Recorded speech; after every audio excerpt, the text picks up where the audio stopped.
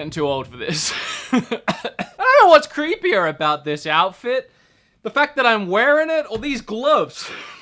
Since when do cats have 3 fingers? Halloween, it's the scariest, creepiest time of the year, and usually it gets you in the mood to play some spooky games. But the one big question you might have on your mind right now is, out of all the outfits I could have chosen from Spirit Halloween, why did I pick Cat in the Hat? I don't watch scary movies and I don't play scary video games. I can't think of a genre I'm less versed in than spoopy stuff. So growing up, Cat in the Hat was the scariest movie I ever watched. That movie is terrifying. Whatever. Alright, today is a day of holiday cheer. It's a day of Halloween spoopy scariness, and it's a day where we all want to play scary video games. But the question you might have on your mind is, what are the scariest games I can play portably on my Nintendo Switch? Here's the thing, that's not a question I'm qualified to answer. As I said, I don't play scary games. I've played quite a few in preparation for this video and pooped my pants on more than one occasion, just so that I could bring some scary, spoopy games to your table this Halloween season. I'm just gonna shut up and get on with it. This is a list of 10 scary games for Switch. I hope you have a fantastic time watching it. It's not a video that I would take seriously in the slightest regard. I'm 29 years old, sat here wearing a Cat in the Hat outfit. If you take this video seriously, there's something more wrong with you than me, and that's saying something. Let's start the video.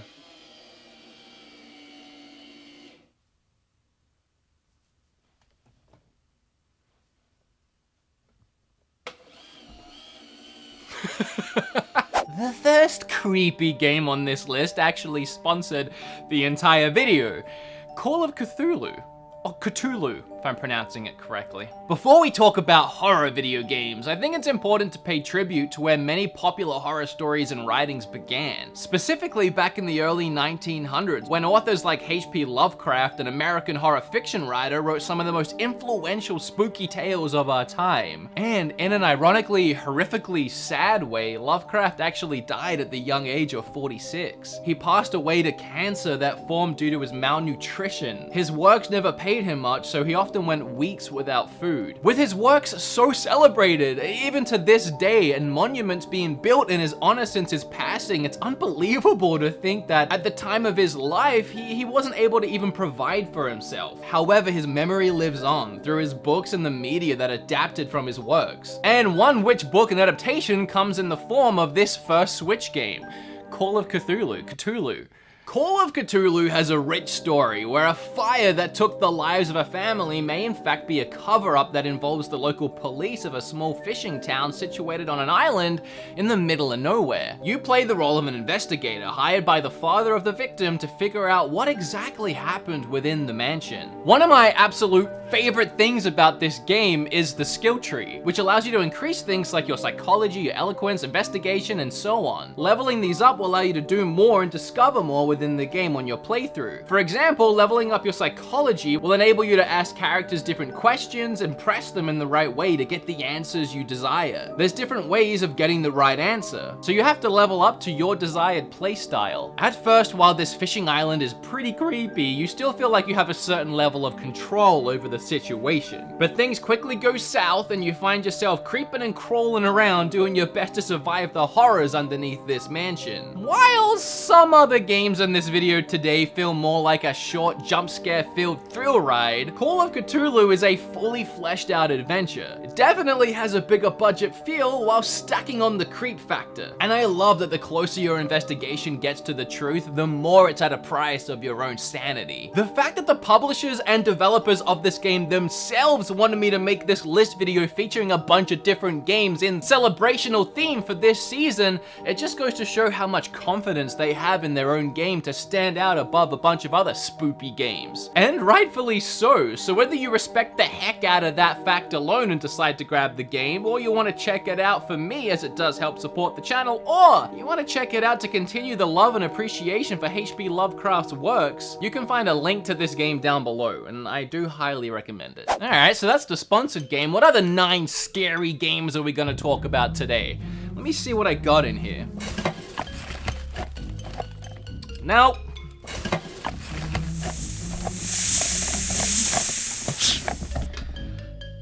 I know there's a game in here somewhere.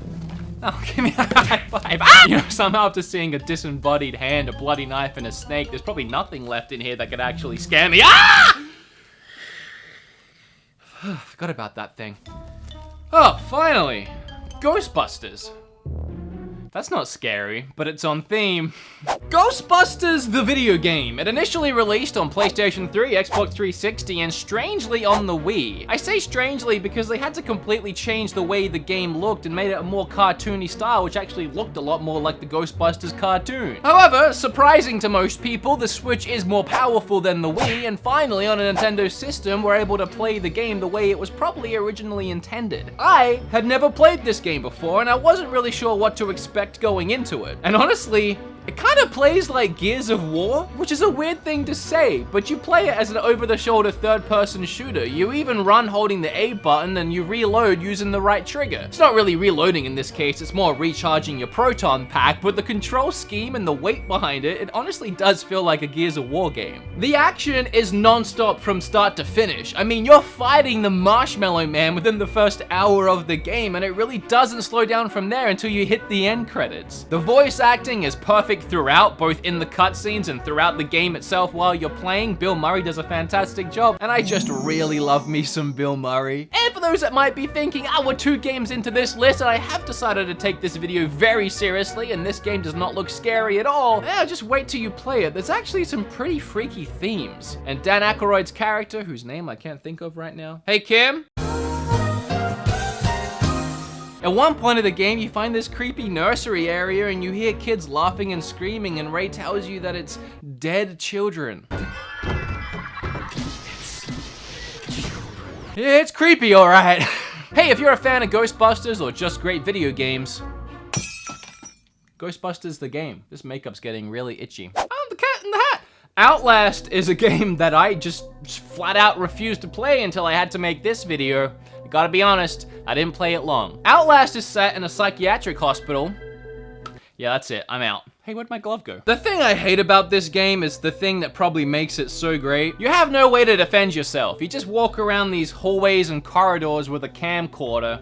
The camcorder has night vision mode, so that's the only way you can really see things in the dark. You spend a lot of this game running and sprinting down hallways in the pitch black of night, stopping once in a while to bring up your camcorder and make sure you're heading in the right direction. The right direction most likely being away from whatever the heck that thing is. It's just about one of the freakiest things, bringing up that camcorder and seeing something standing right there in front of you. The only thing I will say is, even in my short time playing this game, I got a little sick of having to run around and hide from things all the time. It was creepy for sure, but it became a little tedious having to push past the same monster again and again to hit a hiding place. But then every time I fooled myself into a false sense of security around another corner, I found a jump scare that would reawaken me and remind me why I don't play horror games. Also, it sucks when the camera battery dies.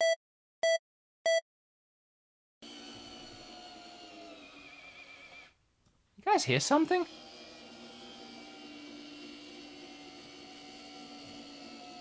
Much like Outlast, Amnesia is another game I wish people would forget about and stop asking me to play. You get it? Forget about it? Because it's empty. In Amnesia, you wake up in a strange castle and surprise, surprise, you can't remember anything. You got amnesia. That was a twist. And lucky you, I guess, you left a note for yourself before you forgot all the things. Unfortunately, all the note says is that you gotta kill a guy and that you're being chased by a guy. Well, damn, Daniel, if you knew you're gonna be able to leave a note for yourself, you think you'd leave a little bit more than that. In Amnesia, you need to deal with losing your marbles. You get easily freaked out and start seeing visions. So, you'd be best to try and stick in the light. Or stick in another Switch game, because this one is too scary. Whether that be lit up areas of the castle or using your own lantern if you can keep it fueled up. We also have some light puzzle solving here in the form of finding objects and holding onto them until you find out what it is they actually do, you know, point and click style. Now this is a collection pack for Switch. There's a couple other things bundled in. There's the Justine thing, which is a much shorter version of the game, and it's weird and has different endings. And then you have A Machine for Pigs, which is apparently a sequel to the original game, but since I noped out of the first one pretty quickly, I wasn't about to yuck back into the sequel. If you like being spoopy scared, this is one of the better ones to get spoopy scared with. Okay, can you please be quiet? If I've told you once, I've told you a billion times. When the Cat in the Hat starts filming, you stop going side to side. That's it, Larry. You come back here right now. Oh, that's right. Larry, get back here right now, young man. Just you wait till your father gets home. Whether you're a fan of horror games or not, I think we all have to appreciate what Darkwood managed to accomplish. For me, the scariest horror games are the ones that are played in first-person view. You know, putting me in the realistic position of a would-be victim about to die horribly at the hands of an alien ghost, poltergeist, machine monster pig. Cat in the Hat, y'all. It's much harder to evoke that feeling of dread from other gameplay styles, especially a top-down adventure style. But again, that's what makes Darkwood so beautifully terrifying. In this game, there's a virus taking over the world, and it's your task to try and escape both it and its infected inhabitants. The first thing that stands out to me is the way your flashlight bounces off the environment, especially so when it shines through the trees, casting a bright light that becomes your only field of view. Meaning, even though this game is top-down, you still can't see everything around you unless it's in your field of view. This is brilliant because it somewhat brings you back into that first-person perspective, not knowing what's around every corner or even right behind you. Unlike some of the other games on this list, you are actually able to arm yourself in Darkwood, either with the items you find around the world or the things you craft for yourself. I'm not able to craft things because I'm a cat, and apparently cats only have 3 fingers. I'm not sure if one's even an opposable thumb. Oh yeah, it is. What this game does best is its atmosphere. From the before mentioned visuals and lighting to its music and sound effects. It creates an eerie and extremely tense ambiance throughout the entire game that constantly keeps you on the edge of your seat. If I wasn't so full of Halloween chocolate weighing me down, making me feel lethargic and lazy, I'd run around this game room and grab every copy of Resident Evil I have in the house. But I am lazy, so here's Resident Evil 5. One of the very many Resident Evil games that's on the Switch now. We have the Origins Collection, which has Resident Evil 1 and the prequel, Resident Evil 0. We have 4, 5, and 6. We also have Revelations and Revelations 2. I'm honestly surprised 2 and 3 haven't been ported yet. What with the new remake of 2 and just the fact that I feel there really isn't that many ways to play the third game. I think I have it on PlayStation 1 and that's it. I have Resident Evil 4 on everything. Even my toaster plays that game. I'd say the 5th game is easily the least scary. They leaned way more into an action-adventure style game, and while I do enjoy it for its co-op action, there ain't a scare to be found in here. Although the first couple Resident Evils will always be the creepiest, especially the first one with its tank controls. That always made trying to escape zombies a terrifying clunky dance. 6 flat out sucks, and that's all I'm gonna say about that. There. And then you have the Revelation games, and these might be my favorites, honestly. The original was built for the 3DS, so it's a perfect handheld game, and the sequel knocked it out of the park as well. Both of these are really fun games. Not spoopy. They're a little more scary than some of the other titles, but still not really. But hey, there you go. Resident Evil. Zombies, Halloween, they go together like chocolate and peanut butter, which also go really well in Halloween. In honor of the next game, I'm gonna review it with my eyes closed, because in Perception, you can't see. It also means I can't read my hobbled together script that I wrote on my phone, so this should be interesting. Perception is great for one reason and one reason alone. The visuals. I love the way this game is presented. So okay, imagine playing a game completely blind, and the only way of getting around the world is by sound. And that's this game. I love the concept, but again, it's the way it's presented that really seals the deal. All these moving lines and motions that represent sound bouncing off the walls or wind blowing down hallways is fantastic. And of course, coupled with the visuals, you want the sound to sound soundy, since it's a game that relies heavily on sound. And oh boy, let me tell you, the sound in this game is as soundy as it gets.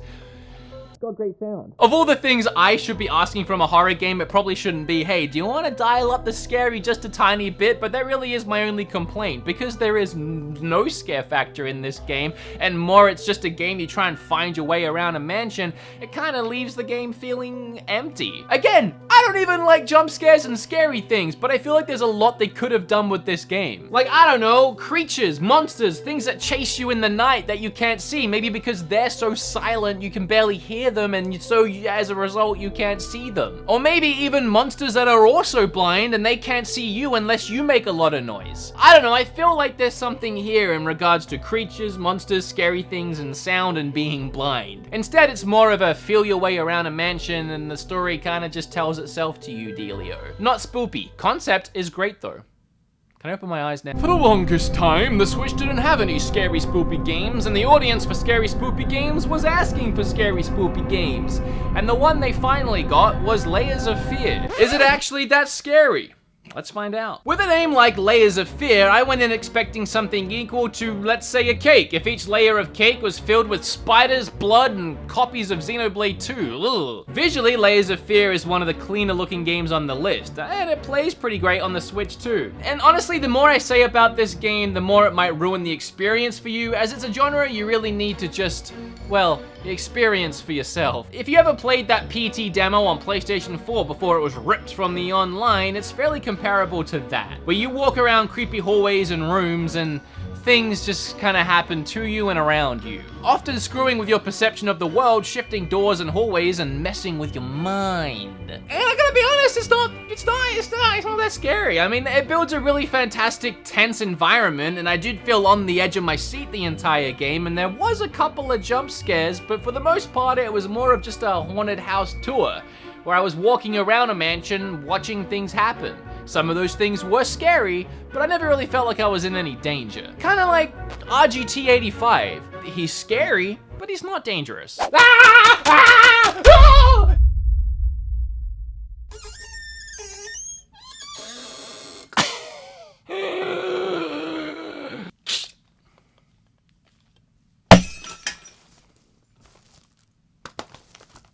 Friday the 13th.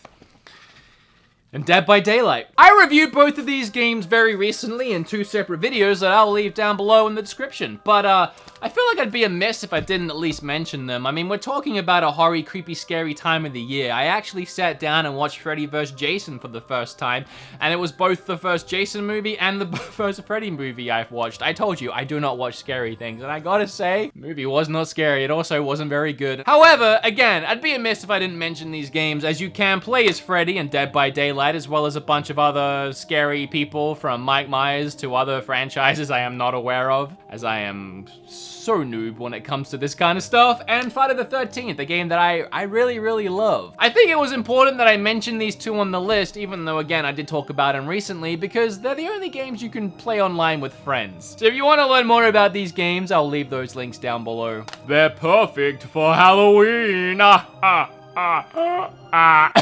One more time, I do have to give a hand to the sponsor of this video, Call of Cthulhu. Just download it, buy it, play it, and support them for supporting me. It also supports me.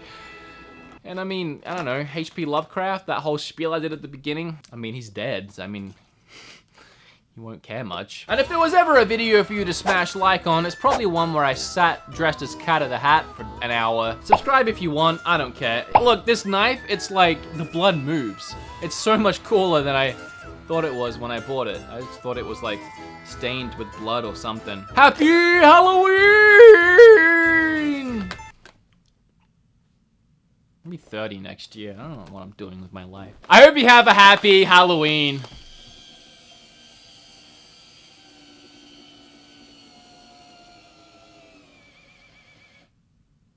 I swear to